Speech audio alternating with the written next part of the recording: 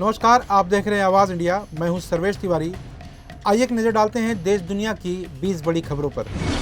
PM Modi ने अपने गुजरात के दौरे में कहा कि ऑपरेशन सिंदूर में सब कुछ कैमरे पर किया गया ताकि कोई सबूत ना मांगे। उन्होंने कहा कि आतंकवादी गतिविधि को प्रॉक्सी वॉर नहीं कह सकते, यह सोची समझी युद्ध की रणनीति है। पंडित जवाहरलाल नेहरू की 61वीं पुण्यतिथि पर सोनिया गांधी समेत कई कांग्रेसी नेताओं ने उन्हें श्रद्धांजलि अर्पित की।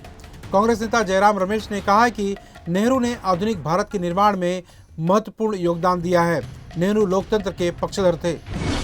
रक्षा मंत्री राजनाथ सिंह ने भारतीय वायुसेना के लिए 5वीं पीढ़ी के एडवांस मीडियम कॉम्बैक्ट एयरक्राफ्ट को स्वदेशी रूप से विकसित करने के लिए एक मेगा प्रोजेक्ट को मंजूरी दी है। इस प्रोजेक्ट के तहत विमान को स्वदेशी तकनीक से विकसित किया जाएगा। सरकार ने इसके लिए निष्पादन मॉडल को मंजूरी दे दी है। कांग्रेस सांसद शशि थरूर ने कहा कि अगर पाकिस्तान ने दोबारा हमला किया तो भारत उसका और कड़ा जवाब देगा। उन्होंने कहा कि भारत की प्रत्येक कार्रवाई पाकिस्तान को जवाब थी। अगर पाकिस्तान रुक जाता है तो जवाबी कार्रवाई का कोई कारण नहीं होगा। मध्य प्रदेश के मंदसौर में दिल्ली मुंबई एक्सप्रेस पर खुलेआम एक महिला संग शारीरिक संबंध बनाने के मामले में गिरफ्तार हुए बीजेपी नेता मनोहर लाल धाकड़ को 24 घंटे में जमानत मिल गई है।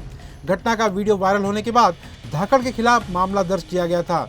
धाकड़ पर बीएनएस की कई धाराओं के तहत मामला दर्ज हुआ था। दिल्ली की मुख्यमंत्री रेखा गुप्ता ने कहा है कि दिल्ली में एक भी झुग्गी झोपड़ी बुलडोजर चलाकर नहीं तोड़ी जाएगी। दिल्ली सरकार झुग्गी वासियों के लिए नालियों, पार्कों व शौचालय समेत अन्य सुविधाएं मुहैया कराएगी। सीएम ने आगे ये भी कहा है कि व्हाट्सएप ग्रुप पर झुग्गियां तोड़ने की भ्रामक खबरें फैलाई गई हैं, यह एक साजिश का हिस्सा है। यूपी के कैबिनेट मंत्री धर्मपाल सिंह के हम कूड़े से सोना बनाने की मशीन तैयार कर रहे हैं।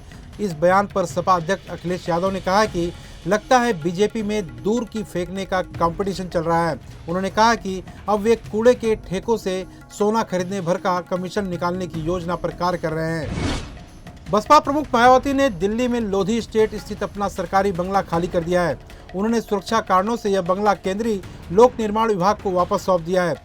मायावती को फरवरी साल 2024 में यह बंगला राष्ट्रीय दल की अध्यक्ष होने के नाते आवंटित किया गया था। आरजेडी नेता तेजस्वी यादव दूसरी बार बने पिता। उन्होंने सोशल मीडिया पर इसकी जानकारी दी।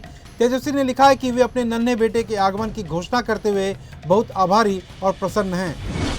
मशहूर शिक्षक एएस खान ने शादी कर ली है। शादी की खबर से उनके चाहने वालों में खुशी की लहर है। खान सर ने अपना असली नाम रिसेप्शन कार्ड में भी नहीं बताया है। 2 जून को पटना में उनका रिसेप्शन होगा।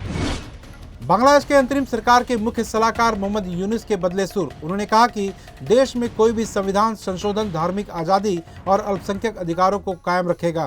उन्होंने आश्वस्त किया है कि अल्पसंख्यक भी बहुसंख्यक मुस्लिम आबादी की तरह अधिकारों का लाभ उठाते रहेंगे। फ्रांसीसी राष्ट्रपति इमैनुअल मैक्रों ने अपनी पत्नी ब्रिगिट द्वारा उन्हें थप्पड़ मारे जाने वाले वीडियोस पर चुप्पी तोड़ी है। मैक्रो ने कहा कि वे और उनकी पत्नी मजाक कर रहे थे। वीडियो असली है लेकिन उन्हें गलत तरीके से पेश किया गया। मैक्रो ने यह भी कहा कि उनके और पत्नी के बीच हल्की फुल्की तकरार चल रही थी। सोना अब 1 लाख से मात्र 700 रुपये कम है, जबकि चांदी भी 1 लाख के पार पहुंच गई है। दिल्ली में 99.9% शुद्धता वाले सोने का दाम 500 रुपये बढ़कर यानी कि 99,310 ग्राम पर पहुंच गया है, जबकि चांदी का दाम 1,170 रुपये बढ़कर 1,0370 किलोग्राम हो गया है। पिछले एक हफ्ते में सोने के दामों में 2,760 रुपये की वृद्धि हुई है। लाहौल स्थित पुलिस ने सोनू सूद के बिना हेलमेट बाइक चलाने की वीडियो की जांच शुरू कर दी है। पुलिस ने कहा है कि कानून के तहत उचित कार्रवाई की जाएगी। वहीं सोनू सूद ने कहा है कि यह क्लिप काफ़ी पुरानी है और उनकी स्क्रिप्ट का एक हिस्सा थी। उन्होंने इसे नज़रअंदाज करने की अपील भी की है। पंकज त्रिपाठी ने कहा है कि वे हेरा फेरी 3 में बाबूराव का किरदार नहीं निभा रहे हैं। उन्होंने कहा है कि इस किरदार के लिए उनसे संपर्क नहीं किया गया है, लोगों ने बस कयास लगाए हैं, लेकिन वे प्रशंसकों की सोच से काफ़ी खुश हैं। अभिनेता आयुष्मान खुराना और रश्मिका मंदाना की फिल्म थामा साल 2025 की दिवाली पर बड़े पर्दे पर रिलीज होगी। आयुष्मान ने कहा है कि यह उनके करियर की सबसे बड़ी रिलीज है और वे पूरे देश में खुशी बांटने के लिए काफ़ी उत्सुक हैं। फिल्म मेकर सुभाष घई ने 1993 की ब्लॉकबस्टर फिल्म खलनायक के सीक्वल की घोषणा की है। उन्होंने बताया कि स्क्रिप्ट तैयार है और अब कास्टिंग शुरू होगी। फिल्म में नई स्टार कास्ट होगी, जबकि संजय दत्त और माधुरी दीक्षित कैमियो में नजर आ सकते हैं।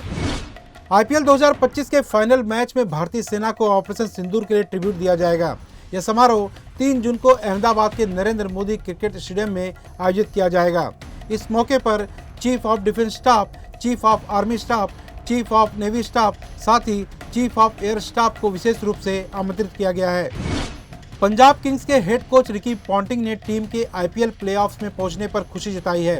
उन्होंने कहा कि यह एक बड़ी उपलब्धि है, लेकिन अभी बहुत कुछ हासिल करना है। पॉन्टिंग ने टीम की प्रतिभा और एकजुटता की प्रशंसा की। पूर्व भारतीय कप्तान अनिल कुंबले ने कहा कि शुभमन गिल इंग्लैंड टेस्ट में कप्तानी के दबाव से निपट लेंगे। गिल सक्षम हैं और उन्हें अपनी जिम्मेदारियों का पता है। कुंबले ने यह भी कहा कि भारतीय टीम की कप्तानी में दबाव और जिम्मेदारियां अधिक होती हैं। आवाज़ इंडिया में देश दुनिया की 20 बड़ी खबरों में फिलहाल इतना ही। जल्द होगी आपसे फिर मुलाकात, तब तक के लिए नमस्कार।